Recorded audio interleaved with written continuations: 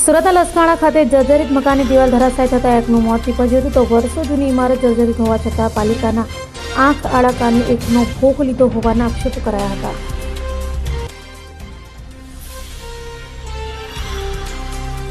સુરતના લસકાણામાં જર્જરિત મકાનની દિવાલ ધરાશાયી થઈ હતી. તો સાથે જર્જરિત મકાનનો છજ્જાનો ભાગ તૂટી પડતા એકનું મોત નીપજ્યું હતું. લસકાણાના રામદેવનગર ખાતે વર્ષો જૂના મકાનની દિવાલ અચાનક જ ધરાશાયી થઈ હતી, જેને લઈ છજ્જો પડતા એક ઈસમ દબાઈ જતા મોત નીપજ્યું હતું. તો બનાવની જાણ થતાં ફાયર વિભાગ અને પોલીસ ટીમ ઘટના સ્થળે દોડી ગઈ હતી અને કામગીરી હાથ ધરી હતી. જોકે લોકોમાં એવી ચર્ચા જોવા મળી હતી કે વર્ષો જૂની ઇમારત હોવા છતાં પાલિકાએ આંખ આડા કાન કરતા એકનો ભોગ લેવાયો હતો.